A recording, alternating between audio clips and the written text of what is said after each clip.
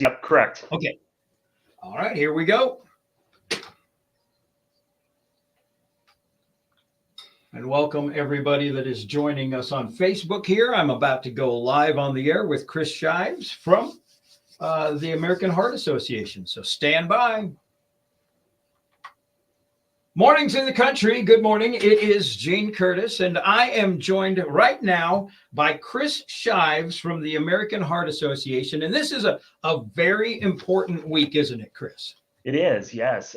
So the first week of June every year is CPR and AED Awareness Week. So it's a big time with the American Heart Association being the science and guidelines behind CPR. It's a big week for us to promote awareness.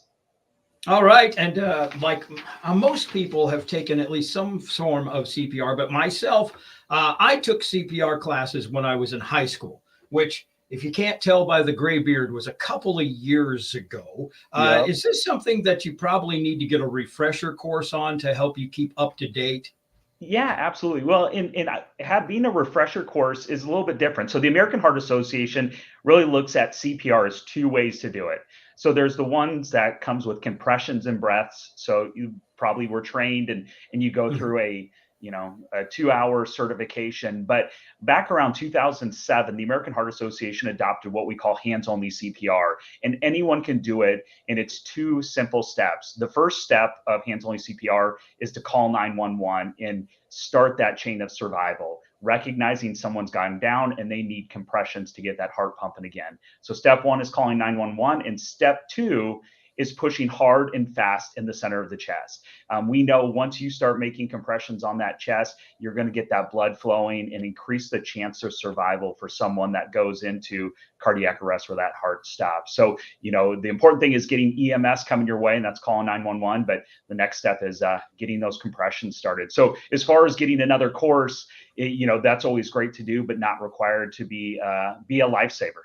And that's one thing that you mentioned. This is a relatively new development within the last few years. Again, when I took CPR, mouth to mouth was part of it, but you don't need to do mouth to mouth anymore, do you? Yeah, absolutely. It's helpful, the 30 compressions to 2 breaths, but we know just the compressions is the most important thing to keep that blood flowing. So getting your hands over someone's chest and starting those compressions and in that 100 to 120 beats per minute and going about 2 inches deep is going to get that blood flowing and getting it moving around the body until EMS arrives. Now, there is a way that people can remember how to do the compressions, and that is using music, the music that you already know and love.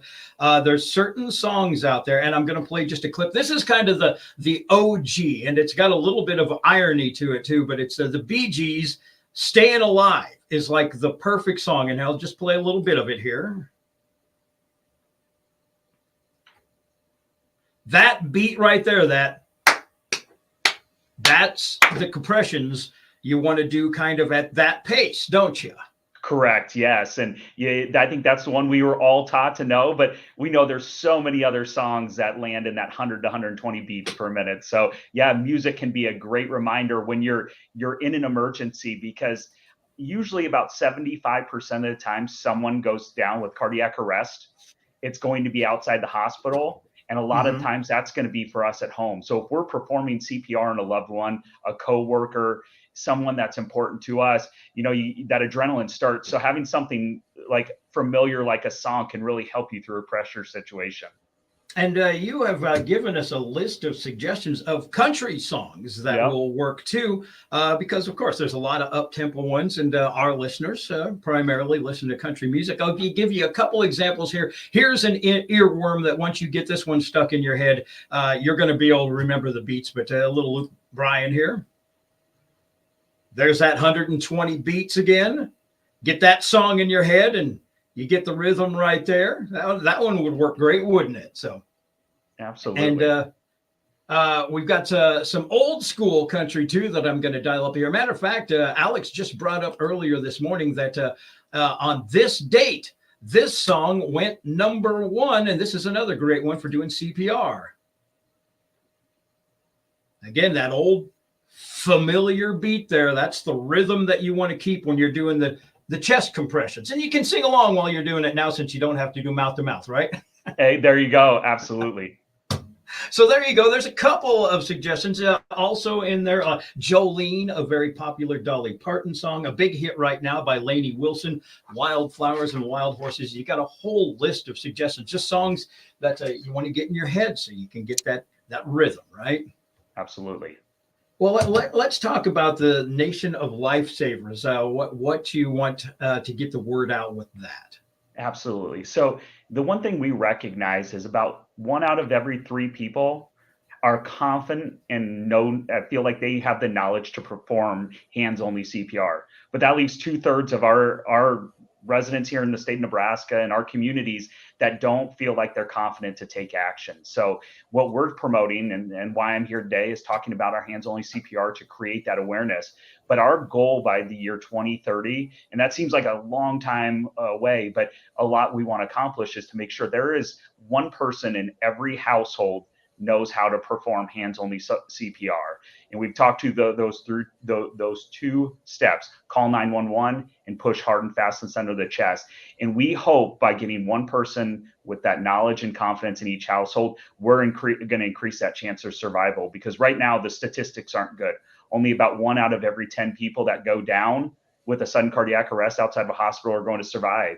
And as I mentioned earlier, that's our friends, that's our family, that's our loved ones. It's people we work with every day. So it's important for you all to, we have videos out there at heart.org/CPR where you can watch that instructional video.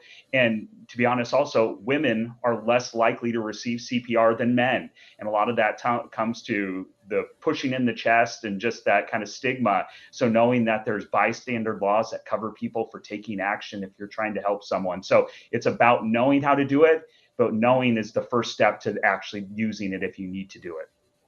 All right. So there's lots of good information out there. And like you said, the goal is to have at least one person in every household that knows the 2 steps, dialing 911 and those heavy chest compressions, right?